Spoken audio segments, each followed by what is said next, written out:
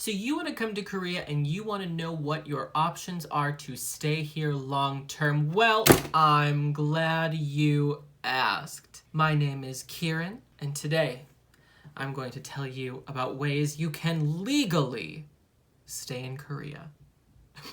Alright guys, welcome back to my channel. I am so happy to have you. As I said before, today we are talking about ways you can stay in Korea long-term legally. The disclaimer for this video is I'm not an immigration worker. I don't work for any embassies. This is information that I have picked up on over almost 2 years of being a student out here in Korea. I just want to help people make decisions if they want to come out to Korea. Some of this information I really would have liked to know before coming out here because visas are not fun. They are stressful. I am not in this video going to talk about entertainment visas, marriage visas, looking for job visas, or Korean heritage visas. I do not have experience with those visas. I have never looked into any of those visas. What I can tell you, entertainment visas, a lot of the idols are on them from other countries. I think they're anywhere from 6 months to a year. Don't know. Marriage visas. I have a friend who is Japanese, married to a Korean guy out here, and I know that their marriage visa was not easy. It was difficult and annoying, and yeah, so they figured it out, but I don't know. Looking for job visas, what I can tell you is that they're about 6 months, and I believe you already have to be in the country to qualify for one. And then Korean heritage visas, as I'm sure you can tell,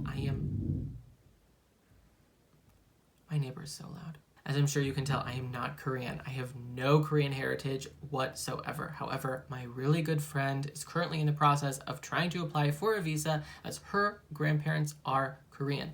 There are Korean visa options for those people who do have Korean heritage. However, she has expressed to me multiple times that it is not an easy process. So those 4 types of visas I'm not going to be talking about today. I don't really know about them. So let's start with the easy one. You want to come to Korea. You have a passport? Fantastic. American citizens can come to Korea for 90 days with a passport. Upon arrival at Incheon Airport, you are going to get a nice big stamp in your passport that lets you stay in the country for 90 days. That is technically a tourist visa. For instance, in 2018, I came to Korea from October to December. 3 months. I was here, no problem. Now, some countries do, I forget what countries. It's not a long list of countries. There are some places that actually have tourist visas here in Korea for 6 months, which is really nice. Hi everyone, so I'm currently editing my video about visas right now, and I did forget to mention something. I am talking about the American passport experience. Now, there are of course going to be some countries whose relationship with Korea is a little bit different. I know that there are some places where you do actually have to apply for a tourist visa, so it really does depend on where you live. So make sure that you're not just watching my video, make sure that you're also going on to your country's websites, checking with the embassy within your own country so that you're getting the information relevant for your own country. I hope this helps. Sorry. Now, I'm not 100% versed in this area of visa hopping. Is this legal? Is this not legal? I don't know. But it's something that people do out here, so I'm going to talk about it briefly. Tourist visas let you stay in the country for 90 days. I have met people who have lived in Korea for years and visa hop, meaning every 90 days they travel to Taiwan, they travel to China, they travel to Japan, Guam, for a weekend, vacation, they come back, boom, they get another stamp in their passport, another 90 days. I don't know how legal that is. I don't know anything about that. I don't know, but that's something that people do, okay? I'm not recommending it. I'm not suggesting that you do it. I'm not telling you it's good or bad. I'm just saying that it's something that people do. Don't shoot the messenger, guys. Next, student visas. Now this is something I can really talk to you about because I'm currently on a student visa here. I am on the D4 visa. The D4 visa is for training, not college. The college visa is the D2 visa. What are the differences? So the D4 visa can only be renewed for up to 2 years. So I'm at about that 1 year and 9 months mark. So once 2 years comes, I either have to change my visa or I have to go back to America.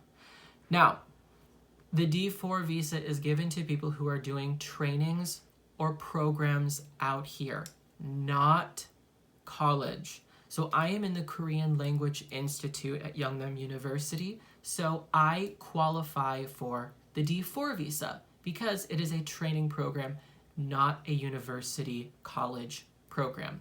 People who are coming to do their graduate, their master's, their undergrads, those are going to be people who qualify for the D2 visa. How long you can extend a D2 visa, I don't know, but I know that it's a lot longer than just 2 years. Working holiday visa. Working holiday visa, I think this is a really interesting visa if you want to come out to Korea long term. So the working holiday visa lets people stay anywhere from 6 months to 1 year. You're allowed to legally work in the country with one caveat, and it's a big one. You are not allowed to teach English. Yes, I know, it's a little weird. However, there is a very different and separate visa for teaching English out here in Korea. My face itches, hold on. So getting a working holiday visa is actually not that difficult. You don't need a college education. There are 2 really big things you need. The first thing you need is to have, it's anywhere from $3,000 US to $4,000 US in a bank account. Having that money is like a security blanket because they don't want you to come to Korea and they don't want you to fail. You know, if your job goes under, if things get canceled, they don't want you to be in Korea and not have any money. They need to know that you're going to be okay here. Then the next thing is you need a plan. So a lot of people go on websites. I think what's the really popular one? I think the really popular one is Workaway. I had a friend who came out here and worked at 2 cafes. I think she got booked on Workaway, if I'm remembering correctly. What I'm trying to say is, you need a plan. So you need to find someone online who is going to give you a contract or some written document that states, I am a Korean business owner and I want to employ so-and-so. So that the Korean embassy knows, all right, this person is coming to Korea with a plan to work. They have a job already lined up. You are not allowed to teach English on a working holiday visa. I know, I was bummed too. You are not allowed to teach English on a working holiday visa. And if I'm not mistaken, you are not allowed to do any artistic jobs. You can't do painting or photography or dance. They want you doing work. So you want to teach English. Fantastic. There are many organizations that can help you get a visa wherever you live. You would be looking at an E2 visa, right? An E2 visa? Yeah. That is going to be the visa you want. An E2 visa will let you teach English out here.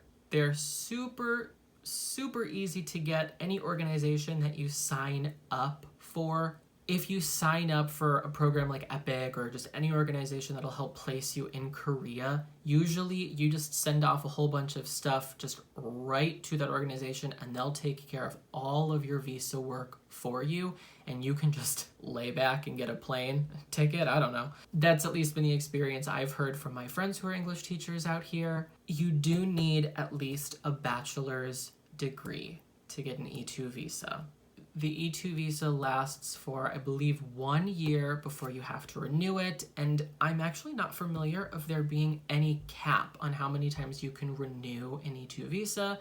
In fact, I've met a number of English teachers out here that have worked for 5+ years. In fact, someone that I did know out here worked here for 13 years.